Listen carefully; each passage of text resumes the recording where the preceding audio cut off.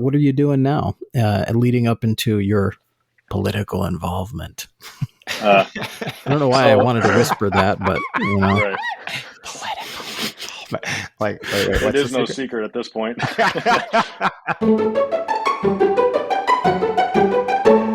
Welcome back to Reason Together, the podcast for Christians who think about stuff. I'm here with my friends, plural. As you'll see, of course, I'm joined by my good friend and co-host here, Daniel Fox, and we have a guest with us, Derek Granquist, which we'll introduce to you in just a moment.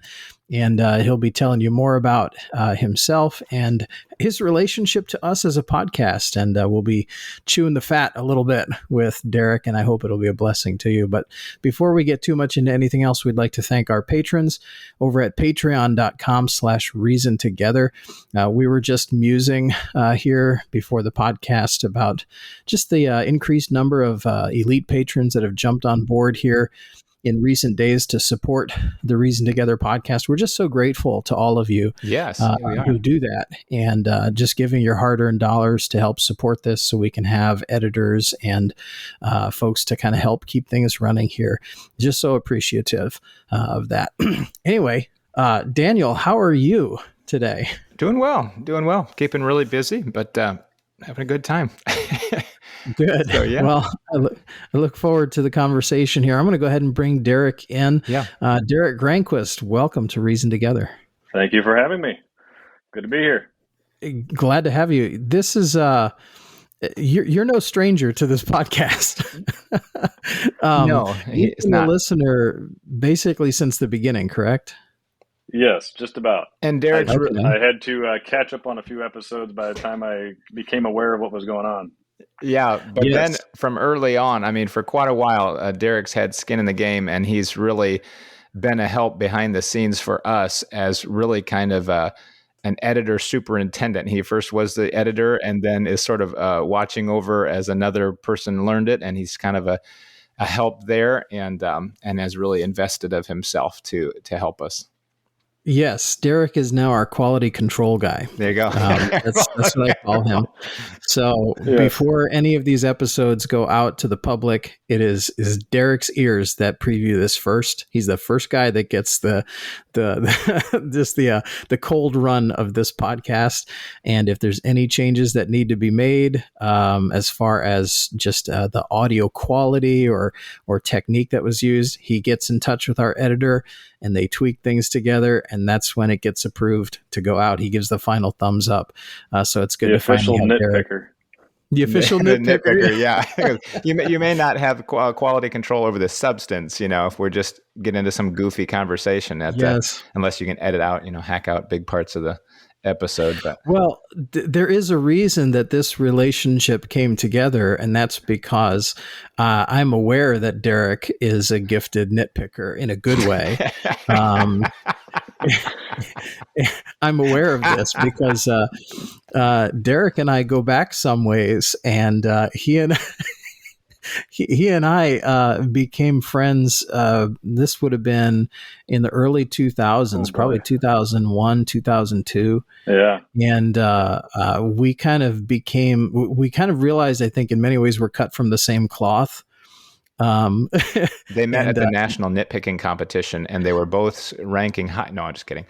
It was. Well, unfortunately, at the competition, no conclusion could be derived because the judges continuously nitpicked the results. Yes. But anyway, all that to say, Derek and I were in college together for a little while.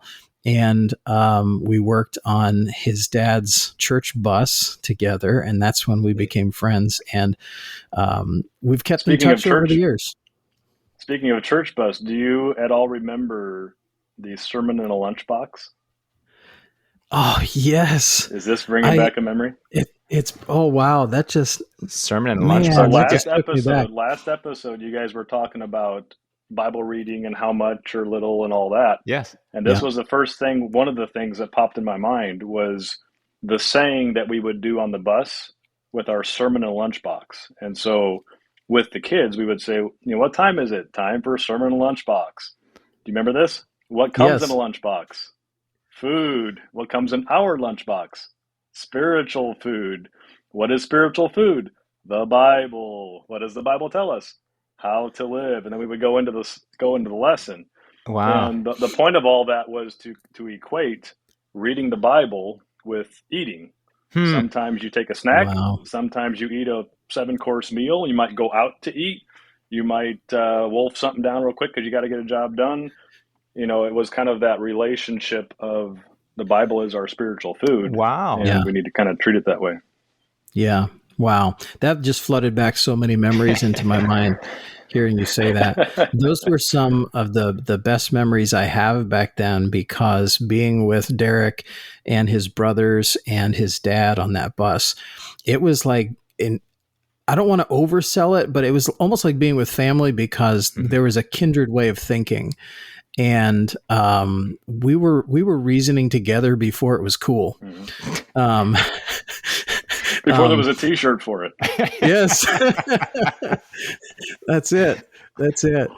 So it's good to have you on here. And why don't you take a few minutes to just tell our listeners sort of where you are and what you're doing, and just kind of how you got here. I will do my best to make that brief. We are in Wisconsin. The Lord's moved us here recently, with about a year and a half, 2 years ago now. Before that, we were in Colorado for about 10 years. God had us there. And then before that, we were in Utah for about 5 years.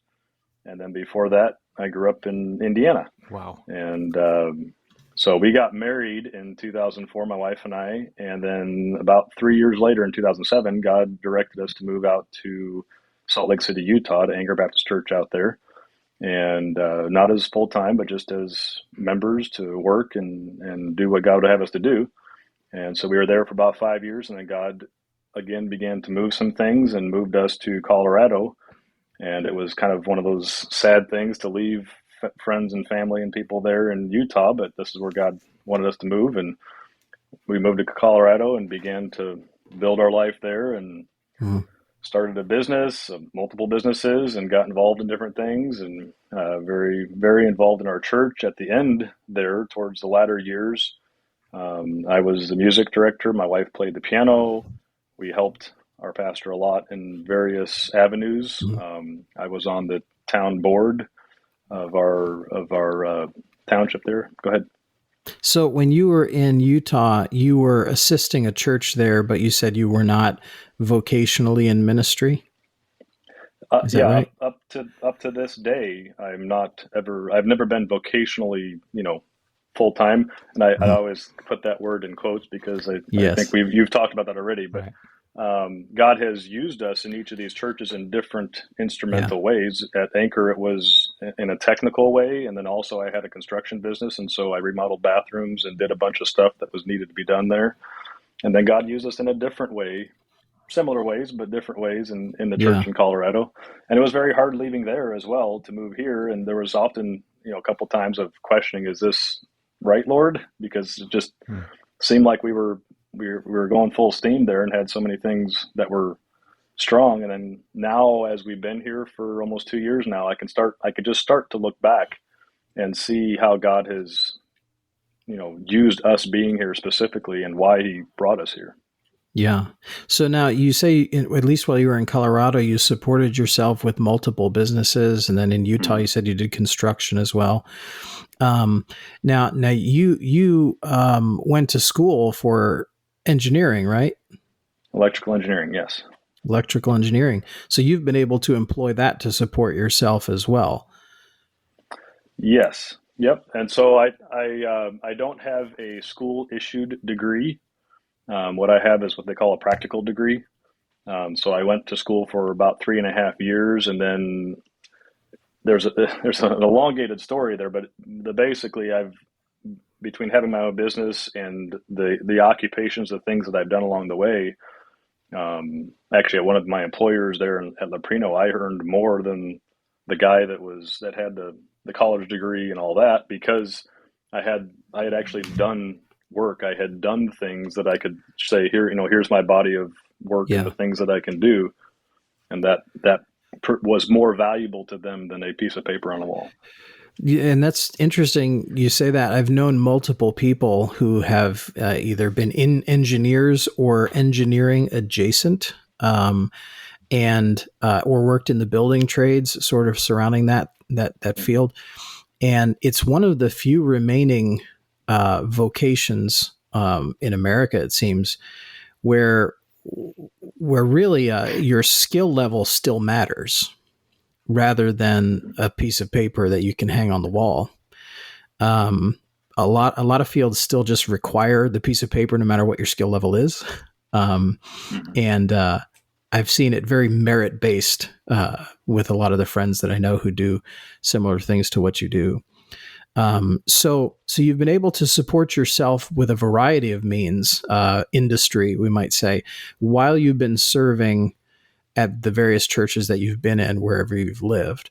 Why would you say why would you say your involvement has been so heavy in those places? You sound like you're very involved.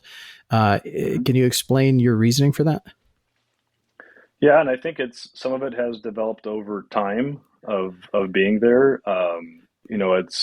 It's always a challenge to find good people that will work and that will do the job and not want anything in return, or to kind of work through that. And I don't mean that in any kind of aggrandizing way, but it just just being there and being faithful and just do what you're asked and be willing to help. It seems like is becoming more and more of a dearth, but I've seen glimpses of hope, at least of late. You talk about the change, and whether it's construction or even in some scholastic engineering type realms, if you walk up and you have 5 years of experience behind you, you're more valuable than the guy, even if you don't have a degree, than someone who has a degree but hasn't held a job or hasn't done much. And that's where I think we're seeing a bit of a tipping point. A lot of this blue collar work, if you will, is building up steam, because people aren't wanting to just work and do the job that needs to be done. They want something that's prestigious. Yeah. So not to again, not to overstate things, but I don't think there's a lot of folks that are out there these days that really place the necessary value on the full-time ministry of being a good church member. Right. And to me, that's, we talk about, we can talk all day about, unreached people groups and what that means and everything. Mm-hmm. But there is a dearth of really good quality church members in the pews who are willing to jump in and do things where they are, and use their spiritual gifts to serve where God has placed them.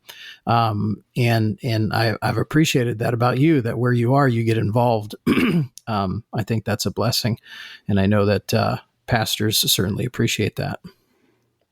I think we also are kind of in this age of late of experts, the age of the expert, and we tend to niche everybody. This guy is a policeman, this guy is a doctor, this guy is a pastor, this guy is a mechanic. And as you guys we've said multiple times in the podcast, God doesn't, he calls to more than just that. We're not siloed.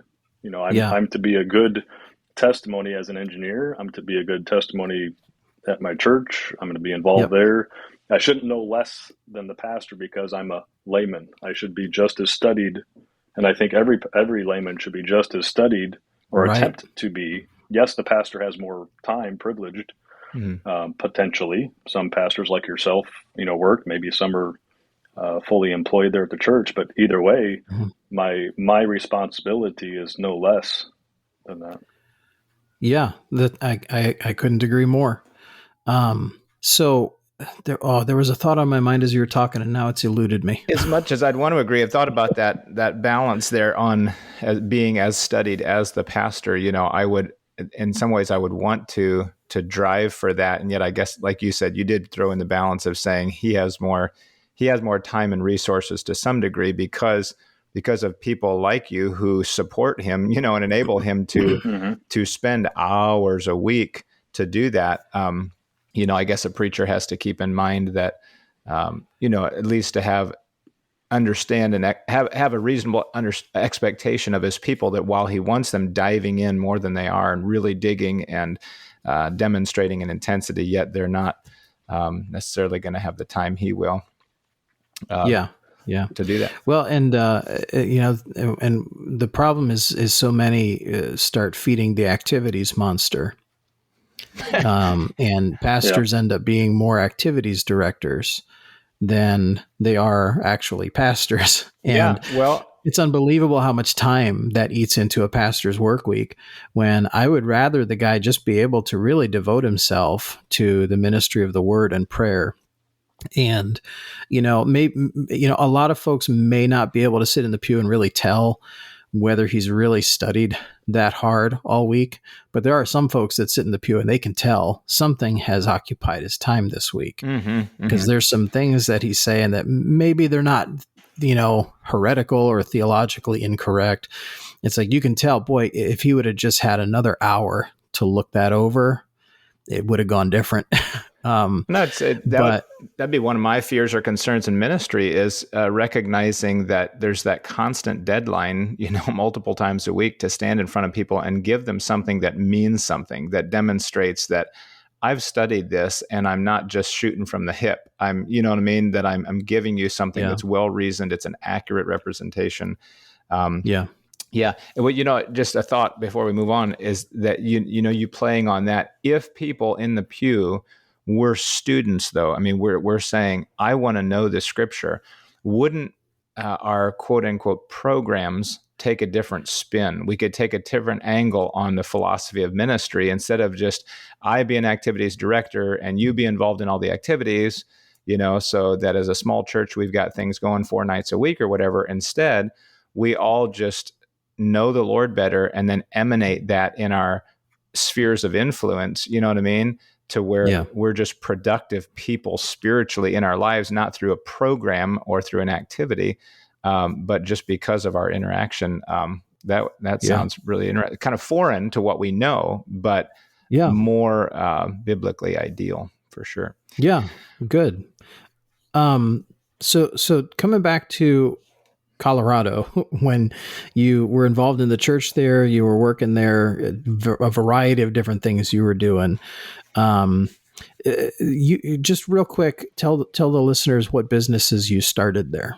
So when I first moved there, I worked for a nonprofit doing a bunch of data work, and which was kind of a change in gears. I had done some of this before, but when I was in Utah, there wasn't any of that work readily available. So I had started a construction business, and I did remodels. I actually built cabins for a camp. I did kitchen, finished carpentry, and then pretty much anything general. So then when God opened up the door to Colorado, it was kind of a gear shift. I kept all my tools, but I started doing data work for a nonprofit, and then developed that and some networking and some different things. And then through that, God opened a door to a company, Leprino Foods, down in Denver. And I worked for them for a number of years, developing some monitoring systems, some software that monitored their automation stuff, and automation being PLCs and all that. Go ahead. So maybe for the sake of the listeners, you're talking about a plant where food was mass produced or packaged in some way. And those actually 9 plants across the country.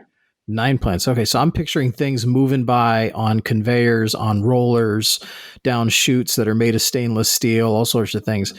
And you're talking about equipment that monitors in some way, like lasers, infrared, things that are passing by. Is that what you're talking about?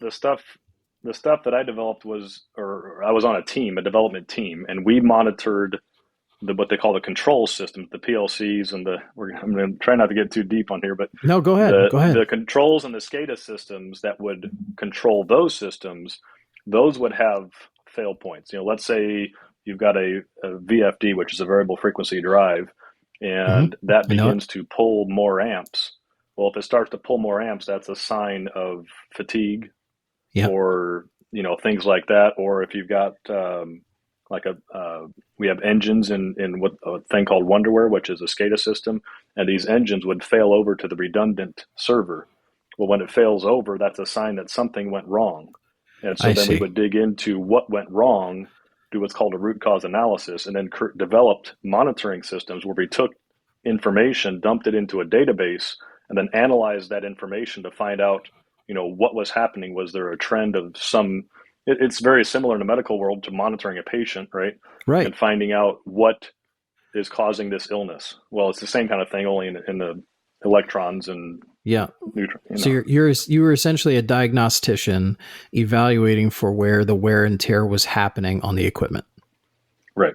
Yeah. Okay. Yeah, that makes sense. In that particular realm. And then what happened was I was developing that, working in the automation stuff, and it was really intriguing to me, the automation. I loved the logic, being a very detailed guy, I guess. I love the logic of it. And so I started diving into that. I went into classes and different stuff. And then there ended up being, I was driving an hour to work every day. By the logic you're talking about coding some of this software? Yeah, PLCs, which is program logic control. And the PLC is, if you think of your thermostat, it's a mini PLC in a way. It has a target temperature, and it turns on blowers and heaters and coolers and different things based on the conditions. Well, a PLC is that times 1,000. Interesting. But it's very logical, and there's like step by steps and analysis. And go ahead. Interesting. Very, very neat. I'm sure some of our listeners are probably geeking out really hard on that right now. And some are probably like, what are they talking about? What's neat, what's evident though, is that you're obviously a thinking guy and you're willing to try new things, to dive in and learn. And as Tom's talked about before, and I feel blessed to know people like this, is a skill collector, that you don't feel pigeonholed. You'll do a Renaissance man. You'll do things as varied as construction to, data, working in data, to now having, businesses with, with your wife, with embroidery and things like that. I mean, you're just got your fingers in a number of things. And so you got to have all these skills, and you can move a lot of different directions. It provides a lot of freedom. It's really interesting. It's really neat. Yeah. My dad always taught us, and you might remember this, Tom, maybe I don't, but he said, you can hate school, but you always love learning. That was kind of the lesson, is that, and he was a student for life. You would be surprised at the stuff, the schools that he went through and how he self-taught, that kind of thing. There's a lot of stuff that, like, I never went to school for database. I never went to school for, doing all of this. I just got books, learned how to do it, did it, practiced it, and then developed it. Yeah. Well, Derek, your dad, you probably remember this, and I don't know how you felt about it at the time, but your dad was the biology teacher, and there was sort of a reputation that the class had that most people found it boring. But I remember latching on to your dad in some ways, not immediately in the biology class, but I remember I didn't find it all that boring. And then when I ended up being on your family's bus, I loved it. It was different than any other bus that they had at the place. It was unique. It was a place of reasoning and learning and a good spirit. And that was largely due to your dad and how he led that ministry. And I think I've even talked about that on the podcast before, about how that in many ways affected my future. And again, I don't want to overstate it, but things build up over time and they affect your future in certain ways. And that put a flavor of Christian thinking in my mind that I think helped stick. It gave me a desire to reason more. And really, I think that is in many ways one of your dad's goals there, is to teach folks to reason more, to keep reasoning and thinking through things. Can we switch? Do you have something? Yeah, if we could switch gears here. I was getting ready to. Yeah, go ahead. And go back to how Derek ended up now in Wisconsin. But if you have something else you wanted to ask before we get there.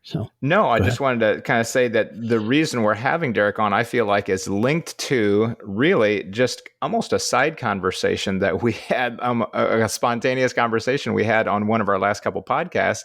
And he threw out a couple things, and then he dropped this bomb of a question, which is great question.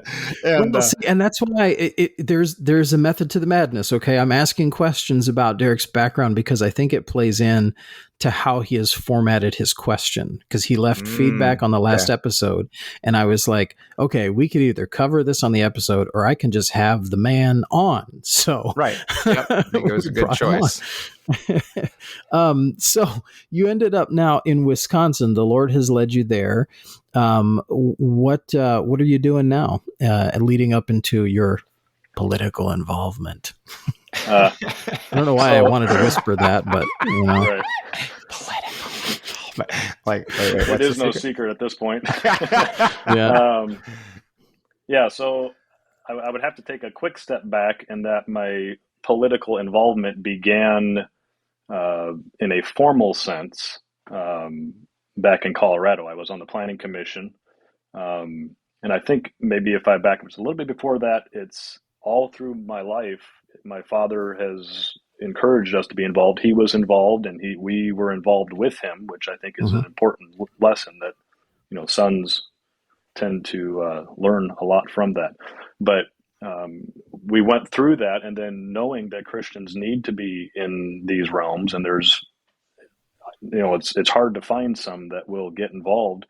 I don't know why, if it's fear, if it's you know, some other repulsion, I don't know.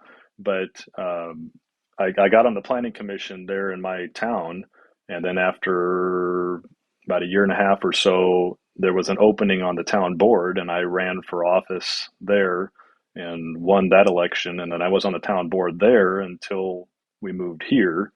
When I came here, I had no intention of getting on the board or doing anything initially.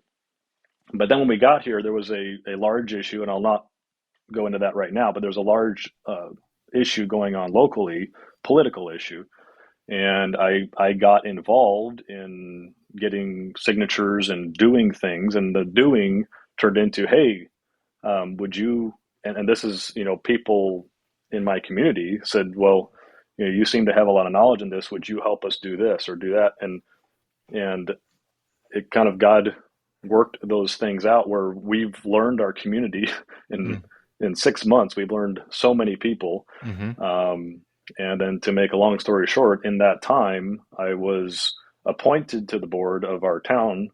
Then I was, at the following election, I was elected to be chair of our board. And then back in July of this year, I was elected to the county to be a representative of the county for our district, District 10.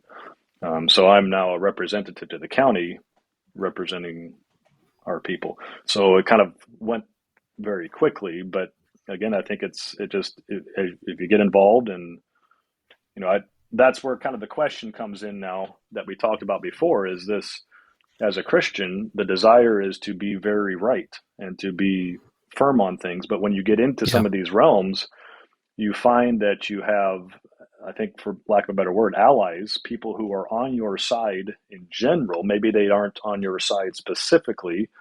They might not believe the same way you do. Maybe, let's say, for instance, a Catholic, you know, they do the rosary, they do all these things, but they're on your side for pro-life, let's say. It's a pretty easy one, right? So you find yourself allying with them, but at the same time, I don't agree with them in how they, you know, their belief system. So it's, go ahead. So I think the original question in the last episode that Daniel had asked, and forgive me, I don't remember if it was in the main episode in the after show, but either way, we're going to run with it, was he had asked, what careers do you think are some of the toughest for Christians to be involved in? And I think what we had concluded was, one was the medical profession. Another was being a career military. Person. And then the other one that I had mentioned was politics. And perhaps I didn't communicate it well, because I do agree with your feedback. I just didn't say it. I failed to think to say it. But you gave, what was the feedback you gave? Do you remember? Yeah, I mean, about I had my career politicians. About what? About career politicians. Yeah, I mean, I think this more principally, that nobody should seek office as a career politician, because if you're a career politician, then you're there for the wrong reason. When I was elected to this job, I was elected with the support of my community, and I will do, this is again the democracy versus republic conversation, which is a whole other topic, but I'm there to represent my constituency, but not just simply to do, to take polls every time there's a, they're voting for me, and they elected me because of my belief system, because of what I stand for, because of my verboseness on issues, whatever it might be. Go ahead. Well, there seems to be a strange thing that happens with many politicians on both sides, is that they once they're in office, they're so principled, at least whatever their principles might be, they're so strong in their principles that they feel like discontinuing that role of service would just be anathema, and it would be a horrible thing for the public if they no longer were there representing their principles. And I can see why there's the drive to stay in office and even pursue it as a career, because I think in some cases, maybe more on the conservative side of things, they really do feel like they can do some good from there. But you're saying that the idea of remaining as a career politician is always bad, or is there ever a need for someone to stay in that position? So when I say a career politician, I think we should define that not as it's not defined by the longevity of a person's occupation in office. Right. But rather, I think of a career politician as one who seeks office for the sake of having the position and power. They're not there simply to represent. I mean, they will claim that, and they'll tell you directly that, I'm here to represent. That's how I got elected. Well, that in a way it is, but they seek the office, and they have maybe no skill set or very little skill set outside of seeking political office. And right. That really should be, I am valuable to my community first as a participant, as an involved person in my community. And then through that, the people say, hey, we like you, you do fair business with us. You speak the truth, you're honest, you're, whatever it might be. And because of these qualities, we want you to represent us. And you represent them. But at the end of the day, you're not there just simply to represent them. I'm not going to rerun for election just so that I can stay in office. If they don't elect me, then I'm no longer supported, and I go about my life. So a good takeaway for our listeners then would be, you can get involved in your local politics, and it doesn't mean you're changing careers. Mm-hmm. You can do so on a volunteer basis in some cases. I assume there are some positions where there's some sort of stipend for your time or commitment. Mm-hmm. But it doesn't require you to leave your job necessarily. And, and maybe that's a barrier for some, is that they don't know you can get involved in local politics and still keep doing everything else you're doing. And I think one of the misconceptions is that, I have to make a real difference, I have to run for, a state position or a federal position, whatever it is. And those positions are very, part-time plus, you may have to have a flexible job, or even, take a sabbatical from your job to do the position. But there are many local positions that get overlooked, and really they become just as important. And there's issues that are happening on your school board, on your township level, things that are on a local sense that often are overlooked and dismissed. And we just, we've been conditioned politically to look at the presidency and the federal and the state as like the end all be all of politics. And the county and the locals have basically become forgotten and dismissed as meaningless, when in actuality, the stuff that they're doing, the books that are in your local public school, that public school board approves or denies. There's powers that are just... Yeah, the small affects the big. And I think if folks are willing to get involved in the small level as Christians, that does affect things in a big way. It's just not always in an immediate way, and you might feel kind of alone at the moment. For instance, I've given public testimony before.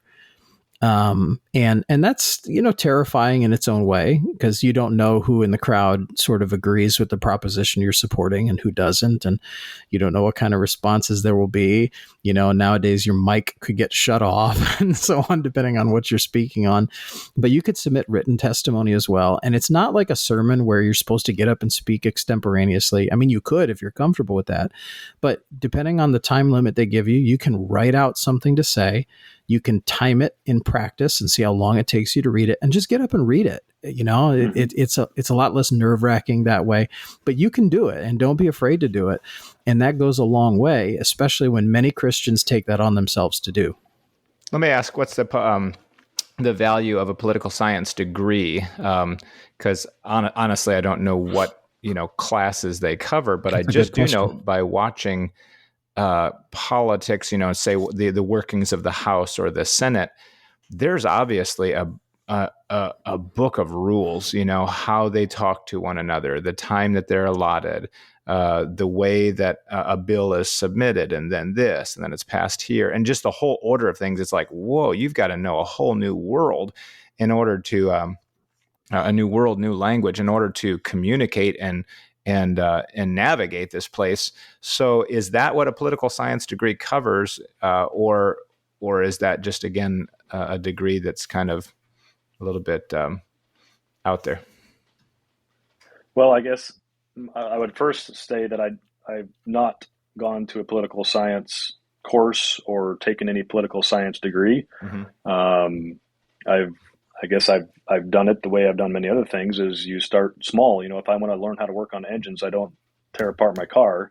I go buy a junk lawnmower, pull it apart, and figure out, timing and pistons and rings and, spark plugs and fuel and carburetors and all that. And then you work up to something bigger, and that's really, I think some people look at this, they look at the stairway and not the step, and I think getting into your local, like Brother Tom was saying, is whether it's just making a statement. I mean, just start there, make statements, get involved, talk, speak your mind, because I think a lot of times we as Christians and maybe more broadly as conservatives, we don't want government in our lives. And so then we stay out of government because we think it's a mutual agreement, right? You stay out of our life and we'll stay out of you. Well, the problem is now that many of the, categorical liberal, they believe government is the answer. And so in that belief, they get heavily involved. And so now you have a government that is quite full of people who believe that government is the answer. More government, more spending, more whatever. And you have a dearth of people who say, no, we want to preserve our liberties. We should, balance the budget. We should do these basic things, because most of those people don't want to be. And I've even heard people recently in on other podcasts or even in churches, other places, they'll say, well, all those dirty crooks in office and this, that, and they kind of, they'll group all of those in office. And I get what they're saying. I mean, I understand what they're meaning, but I think because of that, because we've categorically defined them as dirty crooks and whatever, Christians don't want to get involved in that, because it's like going into the bar. I don't want to go to the bar because then I might be identified with one of them. And quite often I would have to say there's I don't want to say an icky feeling, but there's just like this, I do not, as soon as I feel comfortable in politics and like, I've got this, he that standeth take heed lest he fall, because as soon as you feel like, you've got a handle on it and I can be the best, this person, I can do that. I'll say that by God's grace, God will allow me. And I'll give you an example. In this last election where I won the county, it ended up being a recall election, and there was another man that was in the position, and I went door to door knocking and talked to everybody I could get a hold of and said, here's the reasons that I'm running for office, and here's what I'm looking to do, and I would appreciate your vote. And we just did that. And then we put up we got 4x8 sheets of OSB, and my wife and I painted those signs on July 3rd and July 4th and put them out. 3 4x8 signs. This other guy, he sent letters, he sent, mailings to everybody. He had signs all over the district, called in a bunch of people. We did that. And then I had people, you got to put yard signs. I got to do this. I said, no, we're doing what God led us to do, and we're not going to do anything more. We're just going to pray and if God's going to win this, it's going to be him that wins this. This is not us. We're not running for it. If this is what God wants for me, then he'll open that, he'll make it happen. And we had a prayer meeting the night before here at our house and got to use that. We brought people from our community here to our house and had prayer. I led in prayer. God is using all of this for me to share my faith and share. And then through that, we watched God give us the victory. We had we won 60-40, which is a pretty tremendous win. And with 3 4x8 sheets of plywood, 3 so 4x8 signs. God can do it, and he did it. And even at our celebration party or whatever it was, I reiterated that this is God's, he wants me there. And when he doesn't, then I'll be done. Do you think, and without, I don't know if you want to get this detailed, but are there a particular set of principles that you think resonated with the people most that won you their votes? And are those principles in some ways Christian principles? So I think to answer that question, it kind of begins at a base level of just honesty and not trying to sugarcoat things. I'm not, like in your face in that sense. Like some people are try to be brash, and they're you need to be saved, or you do whatever. No, just be a friend. Be there. I've gone over and I help fix something for them, or I went and hauled a trailer, or I go do, and you just do things with your community members and help them see that, I care about you. And we've heard that, right? They don't want to know they don't care how much you know until they know how much you care. I mean, it's pretty trite, but at the same time, it does have good meaning in that, as you kind of are involved in your community, they see that you're not just here for fame or glory or money or whatever it is, and that's your principle. And that, I think they see some of those things, and there is some type of identification, I think, even a Christian to Christian. And that where it kind of goes back to the question of, they might be a Catholic doing the rosary, but they still understand these basic premises of honesty, decency, life, God. Yeah. Yeah. Do you think there's some truth to the statement that if we're unwilling to get involved, even in small ways, that we really lose the right to complain? Yes. I agree. Now, this may lead into your question, which is going to have to be in the after show. We've really been leading up to it. We actually haven't gotten to your to your full question that you originally asked. But I was wondering, when you so as someone running for office, is it strictly that you see yourself as, this is who I am, this is the principles that I have, the values that I hold, and if you think I represent you, then vote for me? Like, I'm going there to be me, and if that represents you, vote for me. Or is the guy supposed to go to, if you will, the halls of Congress and say, I'll represent you, just communicate with me? I'll honestly go there and not have my own agenda, but I'll represent you. And so if you call in and express your, angst over a specific issue, I'll listen to you and I'll vote that way. I see it as kind of two different things. So is it more that you are who you are, and if they like it, they can send you, or that you're simply honest enough to represent what they feel like they want, and so elect me because I'll actually represent you? Maybe those aren't mutually exclusive, but what's your thought on that? And then we'll segue into the after show. What's your take on it, Tom? Boy, that's a tough one. And I feel more inclined to say, I'll just be me. And if that resonates with your principles, then vote for me. Yeah, so I think the first guy you described as a person who's principled, who has a set of core values that he represents and presents to the people. If they vote for him, they're voting on, or her, they're voting on that set of principles. If the second guy who goes in and feels like he wants to represent the people, Mm-hmm. all it takes is a megaphone to fool him to think that the people are wanting something different. Right. And now he's going to represent that. And that's, I think, a bigger problem. And that defines the career politician, that he's just there to keep office and represent the people to whatever aspect he thinks they want to be represented. And now essentially you've got people who are voting for a moving target. Yeah. Well, and if you've displayed your principles, unapologetically, and the people do vote for you, you have represented them. Mm-hmm. And they're essentially, I don't want to say, I guess they're trusting you that you'll continue to be what they voted for. Yeah, and that's where I think most of the disappointment comes from. If we really think about those that maybe we've elected in the past, whatever, is when you find out that, they changed positions on this, or they softened on that, or whatever it might be.